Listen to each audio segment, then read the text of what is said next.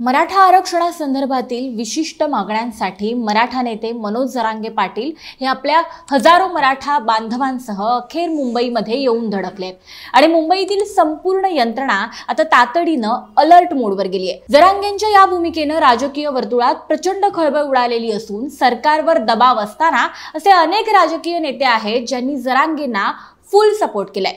जरांगेंच्या एका शब्दावर राज्यातील अनेक आमदार खासदार त्यांच्या पाठिंब्यासाठी मैदानात उतरले।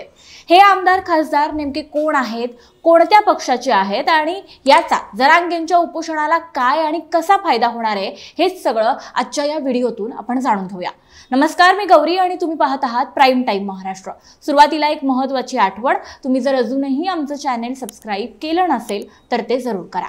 मुंबईला निघण्यापूर्वी ही शेवटची लढाई आहे असं म्हणत जरांगेंनी आमदार खासदारांना मैदानात उतरण्याचं आवाहन केलं आणि त्यानंतर जरांगेंना पाठिंबा देण्यासाठी राजकीय नेत्यांची रांग लागली।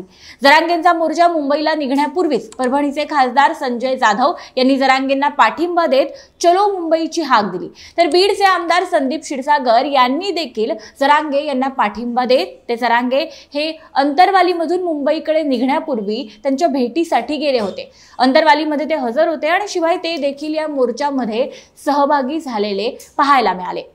शिवाय जरांगेंच्या या आंदोलनाला बजरंग सोनावणे यांनी सुद्धा पाठिंबा दिलाय। लक्षात घ्या, बजरंग सोनावणे यांच्या निवडून येण्यामध्ये जरांगे फॅक्टर अत्यंत महत्त्वाचा होता आणि आता सोनावणे जरांगेंच्या पाठीशी उभे राहिलेले आहेत। मुंबईला निघण्याआधी जरांगेंनी बीडमधील बालाघाट मांजरसुंबा येथे सभा घेतली होती आणि या सभेला बजरंग सोनावणे हे उपस्थित होते। शिवाय गेवराईचे आमदार विजयसिंह पंडित यांनी सुद्धा चलो मुंबईचे बॅनर सोशल मीडियावरून शेअर करत जरांगेंना पाठिंबा दिला।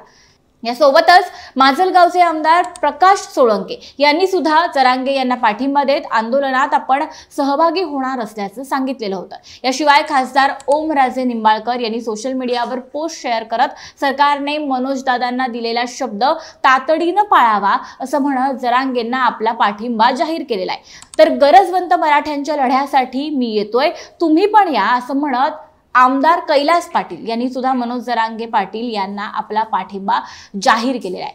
आता पाहूया की काँग्रेसमधील कोणकोणत्या नेत्यांनी जरांगे पाटलांच्या या आंदोलनाला आपला पाठिंबा दिलाय।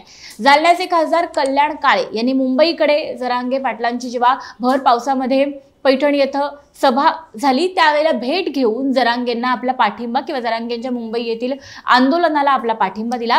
तर समाजाच्या हक्कासाठी चाललेल्या या संघर्षामध्ये आम्ही सदैव मनोज दादा यांच्यासोबत खंबीरपणे उभे राहू असा शब्द सुद्धा दिला। याशिवाय काँग्रेसचे तालुका तसंच जिल्हा स्तरावरील नेते सुद्धा या आंदोलनामध्ये सहभागी झालेले पाहायला मिळाले। याशिवाय रोहित पवार असतील, शिवेंद्रराजे भोसले असतील, शाहू महाराज छत्रपती असतील, संभाजीराजे छत्रपती असतील, संजय राऊत असतील यांसारख्या नेत्यांनी सुद्धा जरांगे यांच्या बाजूने आपल्या प्रतिक्रिया दिलेल्या आहेत। त्यापैकी जर भोसले घराणं आपण पाहिलं तर ते सुरुवातीपासूनच जरांगे यांच्या सोबत ताकदीनं उभा आहे, पण संजय राऊत असतील किंवा रोहित पवार असतील यांनी सुद्धा आता जरांगेंना ताकद द्यायला सुरुवात केलेली पाहायला मिळते।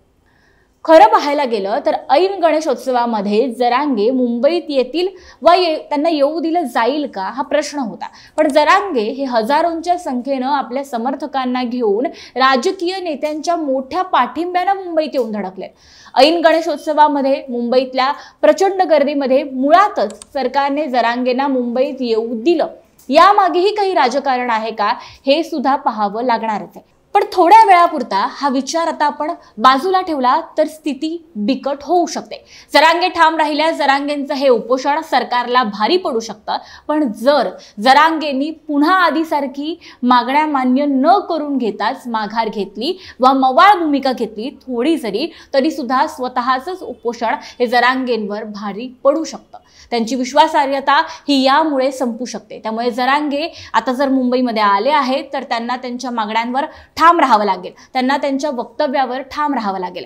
गुलाल लागल्याशिवाय आपण मुंबईतून माघारी जाणार नाही हा जो शब्द, हे जे वाक्य जरांगेंनी म्हटलेलं आहे ते त्यांना यंदा खरं करून दाखवावं लागेल, नाहीतर जरांगे यांची विश्वासार्हता संपेल आणि सरकार जिंकेल।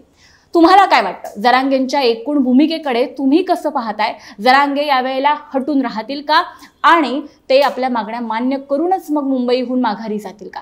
तुमच्या प्रतिक्रिया, तुमचे सगळे अंदाज, तुमच्या भावना आमच्या कमेंट बॉक्समध्ये नक्की सांगा।